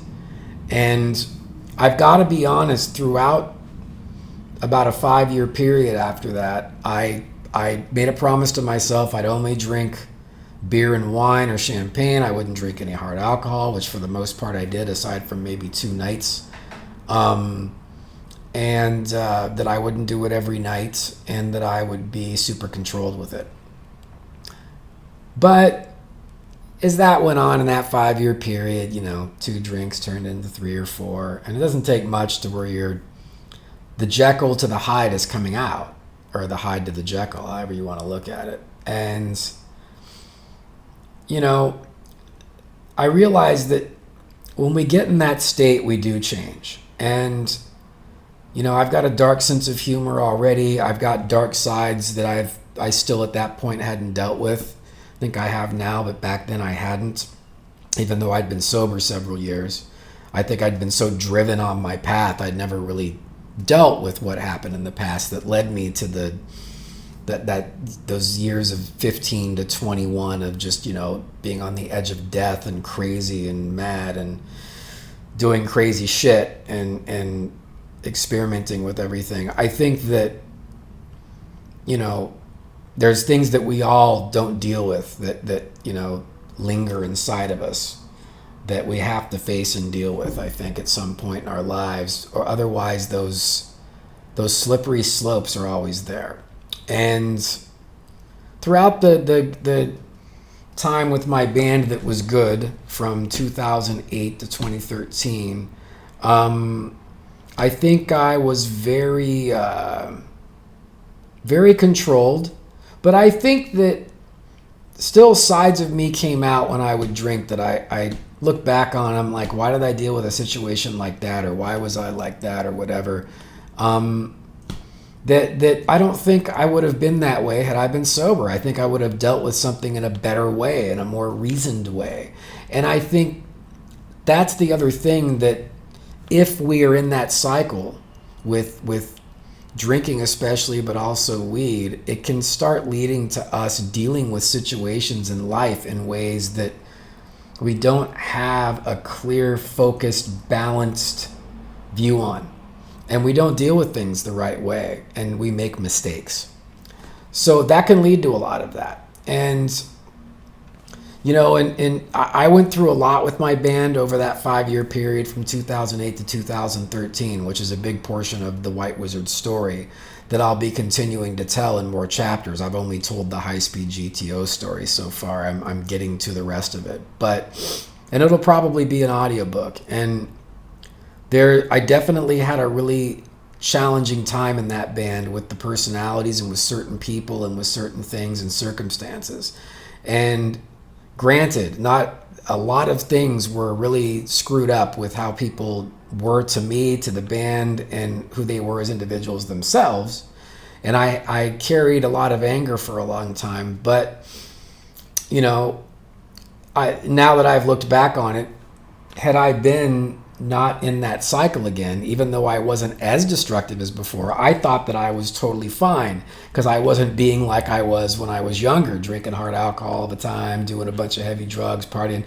So it's like I thought I was okay, but the reality is it still was bringing something out that was, not allowing me to deal with reality in the way that I think I needed to. Because I was doing it too much, even though I didn't think I was. I still was, I was only drinking 4 beers or 5 beers, but I was doing it every night. You know what I mean? So it doesn't matter if it's disguised as fucking, cheap whiskey or beer or whatever. Alcohol is alcohol. Wine as well. All the bourgeois wine culture I grew up around, it's like you're still drunk. It doesn't matter if it's, if it tastes good or it's got a complexity to it. You're still getting fucked up, man.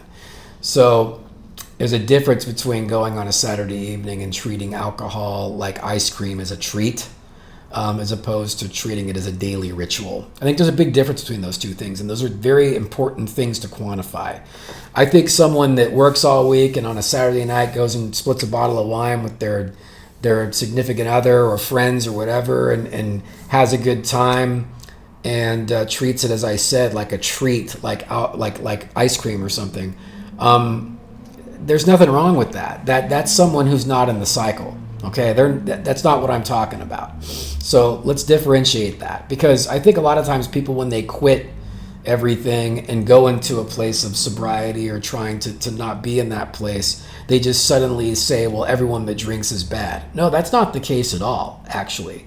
Everyone that drinks is not bad. Some people drink completely controlled, don't do it that often, or do it in a way that's not harmful to them, and it doesn't distort anything in their lives. But I'd say those are the minority in the social dynamic of the world we live in. I'd say the majority of people are somewhat in this cycle. So that said, in 2013, my band took a really hard crash, and I haven't talked much about it over the years. I kind of took the high road on it. I will eventually, finally. I just didn't really want to get in the sandbox with assholes and fight and everybody just the worst of themselves coming out and throwing shit back and forth. That never really appealed to me, and it still doesn't. But ultimately, I went into a really, really dark place then, I think, and I slowly slid into it, to where, I was allowing myself to drink. I started smoking weed again. And I started popping Vicodins because I'd take them once in a while on the road when my back was tight. And I started taking them more. And then started snorting Oxycontins and drinking and smoking weed. And I got into a place for about 3 or 4 years that was pretty bad. I didn't think so. I was functioning. So I thought everything was fine. I was, doing whatever I was doing. I wrote another White Wizard record, put it out, and started another project, etc. But I didn't realize that over that period, that I had just slipped back into just a more controlled, mature version of what I was when I was a teenager. You know, I was at parties with actor friends doing coke, and you know, pretty soon that led to me getting some and having it and doing it at home, and you know, after drinking fucking, you know, 4 beers or 4 glasses of champagne or whatever. And it really affected the way that I dealt with everything in my life. You know, I didn't deal with my personal relationships well. My life choices I made at times were quite poor, I think, looking back, because I wasn't thinking with any sense of reason. I was just in that fucking loop again. I was in that cycle, man.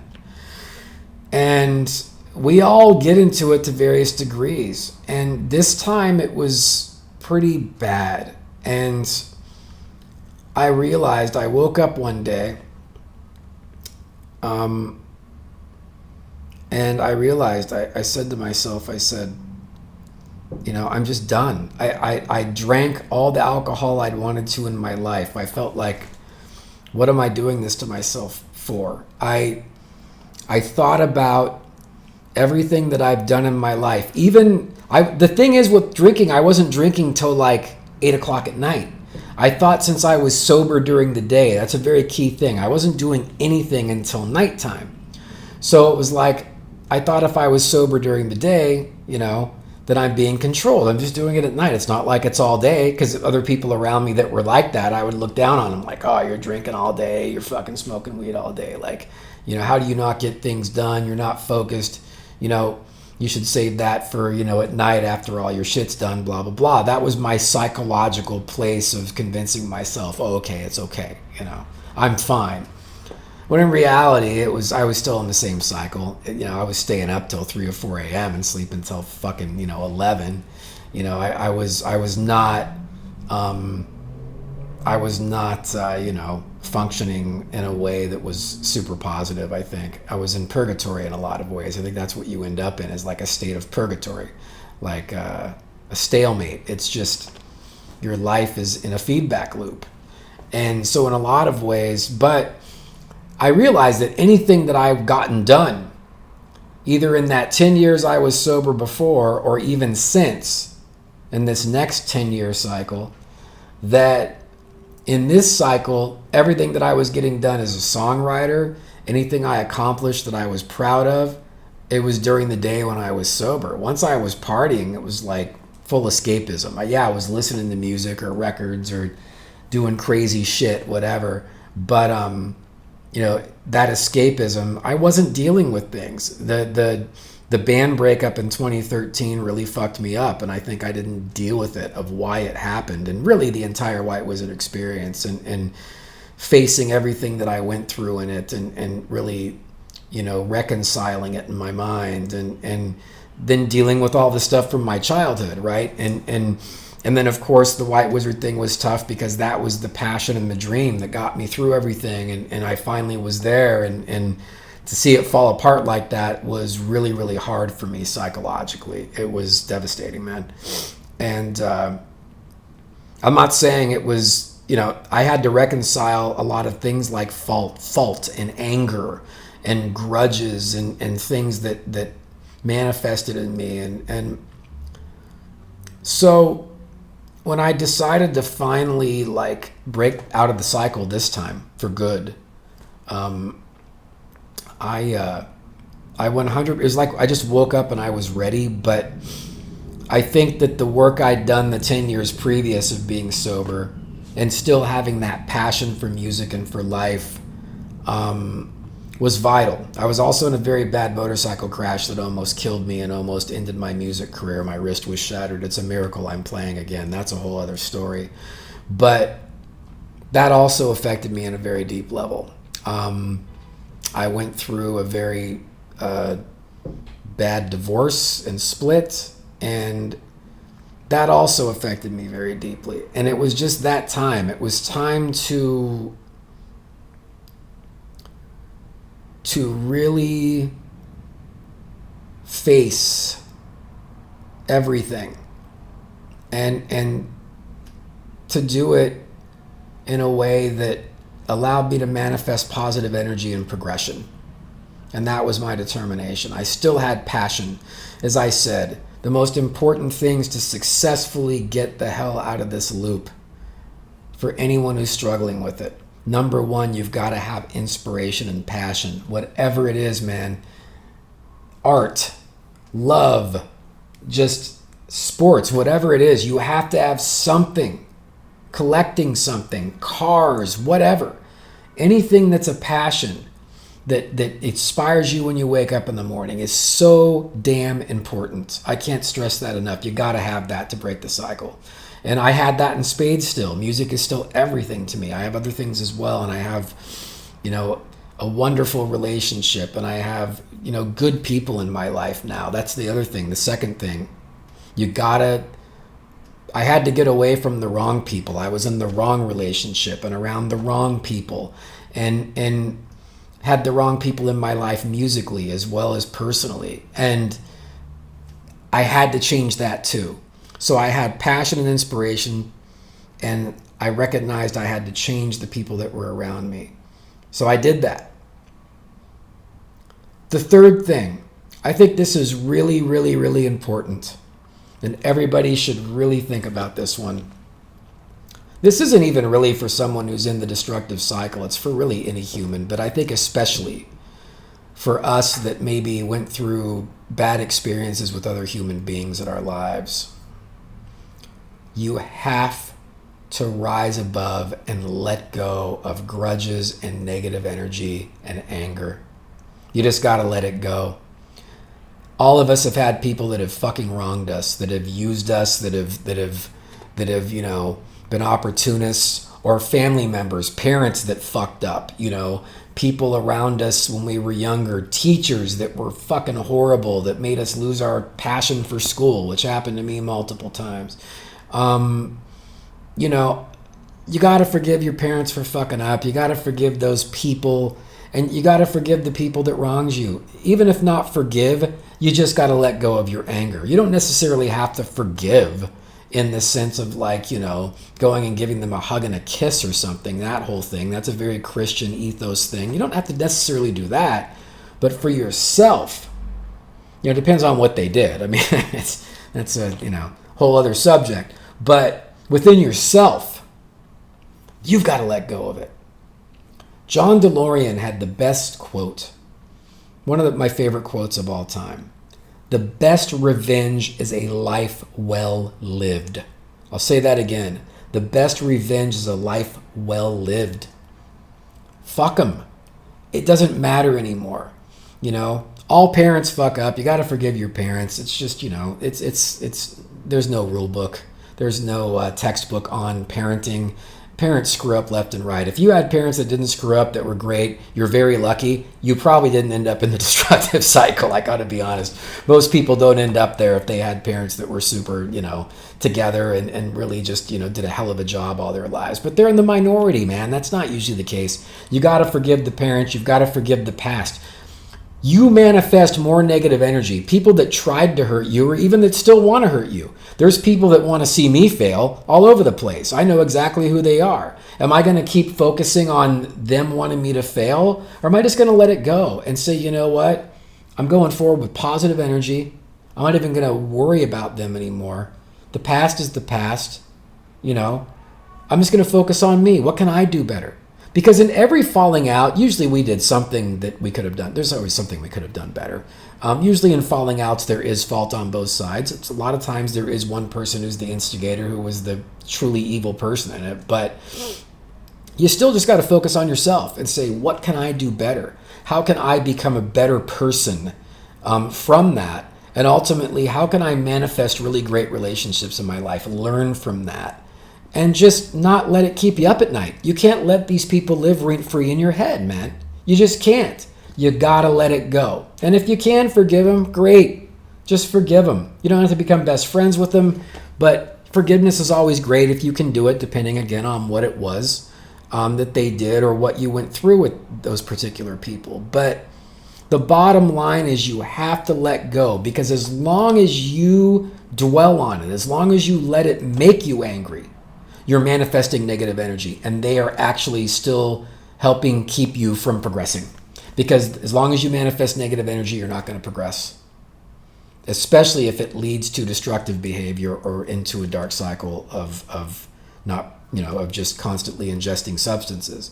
So you have to 100% let go of negative energy. I can't stress it enough. I think it's probably the hardest thing to do and the most important thing to do, along with surrounding yourself with the right people and having a passion, having something you truly live for.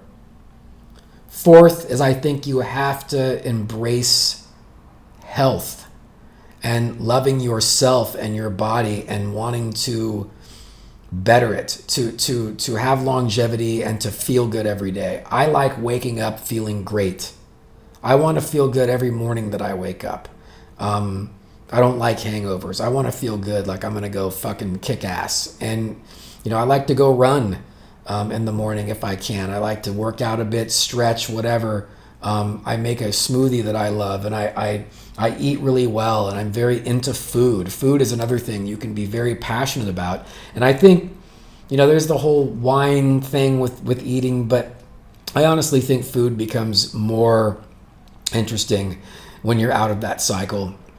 And the exploration of food and eating with good people and the preparation of food and everything is another thing that I think is become kind of a new addiction for me. That's a positive addiction. I drink a lot of tea. I'm really into Japanese teas and exotic teas and matcha drinks and hoji cha that I make. And I make all this stuff myself and I love it. I consume it every day, and it's become a passion. And it's a positive passion. I get energy from it, and it's I play guitar, I write. It's great. Not being in that cycle at night allows me to be focused on my relationship. Everything about my relationship means so much to me, and I have a small group of great people in my life, artistically and personally, and I'm so focused on nurturing those relationships now. Whereas before, being in that cycle, you don't care. You don't care to care. You just it's hard to describe, but if you've been there, you're in this parallel universe of just not really nurturing what's important around you and the relationships around you, because you're slowly destroying yourself, and in turn it makes you put out destructive energy to everything around you. Those are the best pieces of advice I can give, I think, is those four. I think you got to have those things, along with just wanting it 100%. You have to want it 100%, but ultimately have a passion or an inspiration in your life that makes you get up every day, that keeps you driven. Very important. Surround yourself with the right people. Very important. Let go of past grudges and anger and negativity. Forgive people. Move on from bullshit. The best revenge is a life well lived. Don't ever forget that. And number 4 is your health. Mental, physical. Focus on it and care about it. Whatever you need to do for that, whether it's stretching every day, whether it's meditation, whether it's eating well, whatever you need to do, but really care about your body and yourself. Care about yourself and your longevity. I think those are the 4 most important pieces of advice I can give, and I wanted to talk about that a bit because I've been through it, man, and I know some friends of mine and people out there right now that I care about are still going through that shit. And it's always, you got to dig deep sometimes. I know we go through shit, man. We lose a loved one. Something really bad happens. And you got to have the constitution to be able to deal with that storm too. And that's what surrounding yourself with good people means. When shit gets bad, you want to have people you can lean on, and people that truly care about you, that you love and that care about you. And I think it takes being out of that cycle to recognize who those people are and hold them close and keep them there at all times. And ultimately that's what's led me to where I'm at now. I'm extremely happy. I'm extremely focused. I'm extremely grounded, and I'm in a very, very special place right now, mentally and spiritually and physically. And I'm surrounded by lovely people, and I'm I'm doing the best art of my life, and I'm still driven and crazy and passionate. I'm a lifer in music. I'm never going to stop. I've recognized that about myself. I'm definitely a gypsy that's going to probably, die by the roadside with my guitar in my hand. There's no question about that. But, I'm going to do it with passion and longevity and a love for life. And that's where I'm at now. And if anybody ever needs advice, man, don't hesitate to DM me, man. I'm always willing to talk to people about that. And I know what it's like. It's a very lonely struggle, but it's a hell of a accomplishment to be able to lift yourself out of it, because I think it really is probably the hardest thing to do, because it's so easy to get in and so hard to get out of the cycle. And so I wish everyone nothing but good vibes. This podcast is going to keep going. I'm going to talk about all sorts of stuff. This is just one of a million subjects. I'm going to talk about music stuff next. Yeah, man, just everybody keep kicking ass, enjoy life, and I wish nothing but the best. Rock on, man.